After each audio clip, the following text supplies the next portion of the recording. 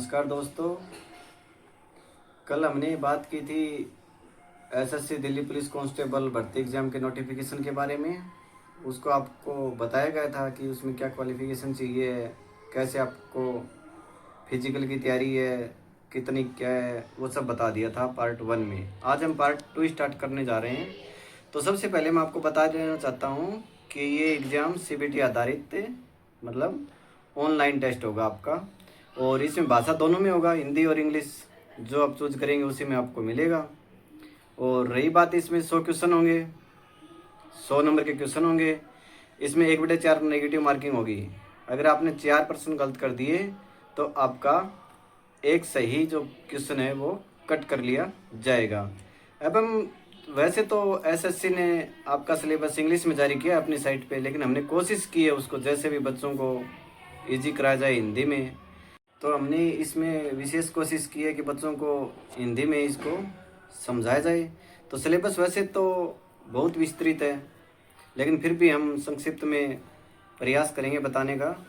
सबसे पहले इसमें हम जनरल नॉलेज की बात करेंगे तो ये खंड तो बहुत विस्तृत है, लेकिन फिर भी जो बच्चा इसमें जाना चाहता है उसको कुछ बातों का ध्यान रखना चाहिए। जैसे रेगुलर हमें समाचार पत्रों से जुड़ा रहना चाहिए, देश या उनकी राजधानियों से जुड़ा रहना चाहिए, खेल के क्षेत्र का ध्यान रखना चाहिए, राष्ट्रीय और अंतर्राष्ट्रीय घटनाओं का ध्यान रखना चाहिए, पुरस्कारों का ध्यान रखना चाहिए, लिपि का अपने को ध्यान रखना है, भारत और उसके जो पड़ोसी देश हैं उनका ध्यान रखना है, वैज्ञानिक प्रगति है, नए नए जो विकास हो रहे हैं, डेली वैज्ञानिक आविष्कार कर रहे हैं, उन सब का हमें नॉलेज होना चाहिए।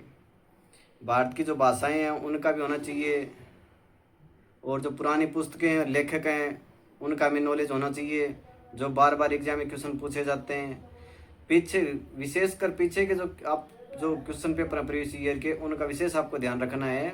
उनसे क्वेश्चन रिपीट होते हैं, आपको पता चलता है कि आपका एग्ज़ाम किस लेवल का आने वाला है। दूसरे टॉपिक पर हम बात करेंगे, आपका जो आता है सबसे हार्ड आपको जो लगता है गणित। वैसे तो वो ईजी होता है, एक बार समझ में आने के बाद कोई दिक्कत नहीं होती है। उसमें भी आपके दिल्ली पुलिस में इजी टॉपिक दे रखे हैं, जैसे संख्या प्रणाली हो गया, सरलीकरण हो गया, महत्तम समापवर्ती, लघुत्तम समापवर्ती हो गया जो हम 6 क्लास से पढ़ते आ रहे थे, सारणी और आलेख का प्रयोग हो गया, दशमलव, भिन्न, चक्रवर्ती ब्याज है, साधारण ब्याज है, साझेदारी है, लाभ और हानि, प्रॉफिट एंड लॉस है, छूट है, समय है, कार्य है, दूरी है, अनुपात है, समानुपात है, प्रतिशत है, मापन है।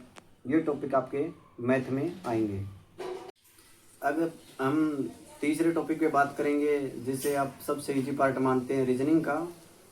उसमें अगर हम बात करेंगे तो तार्किक आरेख आ जाता है, प्रतीक है, संबंध है, संहिता बोध परीक्षण है, शब्द निर्माण परीक्षण है, अक्षर और संख्या श्रृंखला है, शब्द और वर्णमाला है, सादृश्यता है, सामान्य ज्ञान परीक्षण है, अक्षर और संख्या की पहचान है, दिशाबोध परीक्षण है, आंकड़ों की तार्किकता का व्याख्या है, तर्क की प्रबलता है। ये सब इजी टॉपिक हैं, वो आपके इसमें आते हैं। अब हम चौथे पार्ट की बात करेंगे।